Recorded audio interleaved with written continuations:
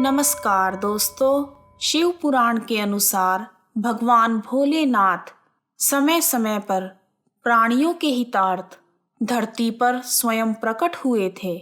उन 12 स्थानों पर स्थित शिवलिंग को ज्योतिर्लिंग के रूप में पूजा जाता है।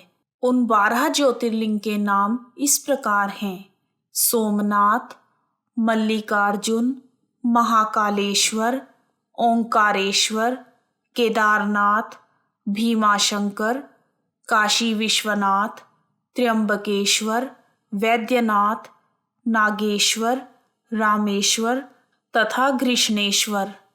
मान्यताओं के अनुसार जो मनुष्य प्रतिदिन प्रातःकाल और संध्या के समय शिव भगवान के इन 12 ज्योतिर्लिंगों का नाम लेता है, उसके जन्म जन्म के पाप नष्ट हो जाते हैं और उसे निरोगी काया की प्राप्ति होती है। आज मैं आप सभी के समक्ष सोमनाथ ज्योतिर्लिंग की कथा प्रस्तुत कर रही हूँ। आइए शुरू करते हैं।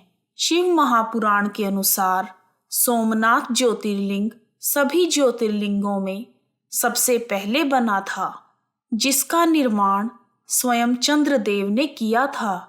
चंद्रदेव का एक नाम सोम भी है, इसीलिए इस ज्योतिर्लिंग का नाम सोमनाथ पड़ा। ओम नमः शिवाय।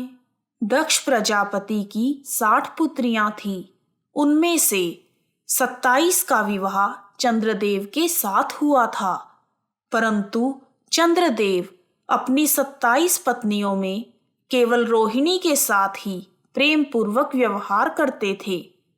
चंद्रदेव के ऐसे व्यवहार के कारण दक्ष प्रजापति की 26 कन्याएं बहुत अप्रसन्न रहती थी। उन्होंने अपने साथ हो रहे इस भेदभाव के बारे में अपने पिता को बताया। दक्ष प्रजापति ने इसके लिए चंद्रदेव को बहुत समझाने की कोशिश की, परंतु रोहिणी के वशीभूत चंद्रदेव के हृदय पर इसका कोई प्रभाव नहीं हुआ। अंत में दक्ष ने क्रोधित होकर चंद्रदेव को क्षय रोग से ग्रसित होने का श्राप दे दिया। इस श्राप के कारण चंद्रदेव तत्काल ही क्षय रोग से ग्रस्त हो गए। उनके क्षय रोगी होते ही पृथ्वी पर उनका सारा कार्य रुक गया। चारों ओर त्राही त्राही मच गई। चंद्रदेव स्वयं भी बहुत दुखी और चिंतित रहने लगे।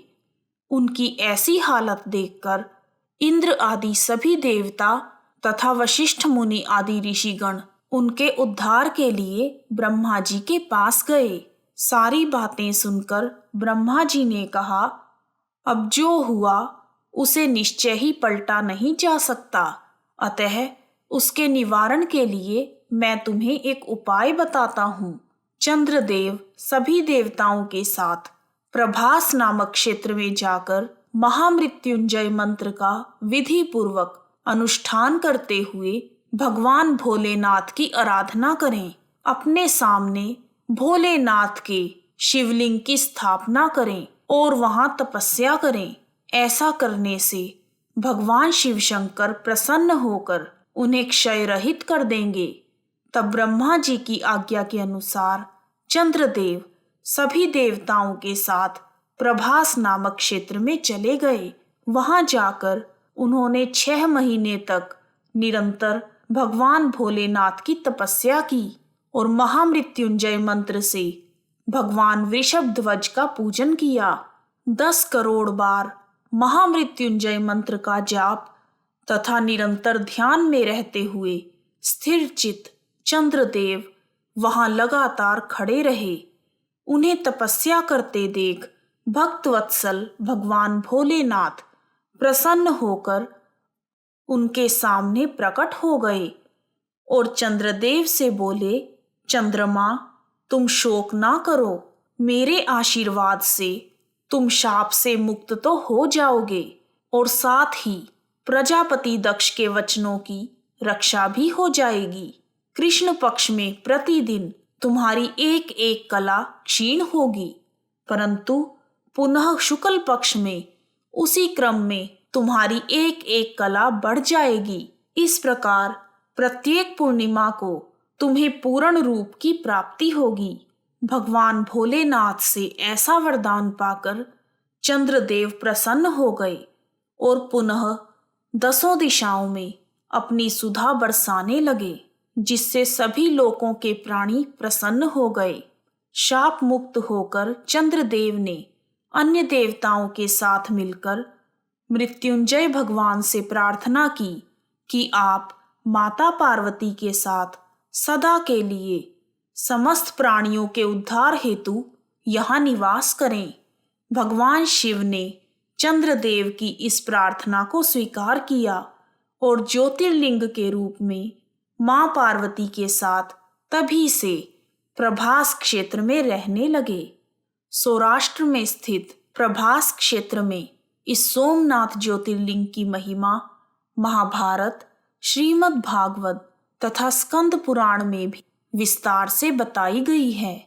चंद्रमा का एक नाम सोम भी है। उन्होंने भगवान भोलेनाथ को अपना स्वामी मानकर यहाँ तपस्या की थी। उन्हीं के नाम पर भगवान भोलेनाथ सोमेश्वर कहलाए और सोमनाथ के नाम से तीनों लोकों में विख्यात हुए। जो मनुष्य सोमनाथ का पूजन करते हैं उन्हें सभी प्रकार के रोगों से मुक्ति मिल जाती है। तीनों लोकों के स्वामी साक्षात भगवान शंकर सोमनाथ ज्योतिर्लिंग में विद्यमान हैं, जिसके दर्शन मात्र से भक्तों के जन्म जन्मांतर के सारे पाप और दुष्कृत्य नष्ट हो जाते हैं और वह सभी भगवान भोलेनाथ और माता पार्वती की अक्षय कृपा के पात्र बन जाते हैं। बोलो सोमनाथ भगवान की जय, भोले भंडारी की जय। इस प्रकार सोमनाथ ज्योतिर्लिंग की कथा पूर्ण हुई। यदि आपको सोमनाथ ज्योतिर्लिंग की कथा पसंद आई है तो कमेंट बॉक्स में जय सोमनाथ लिखना ना भूलें। आप सभी का हार्दिक धन्यवाद। जय सोमेश्वर भगवान की।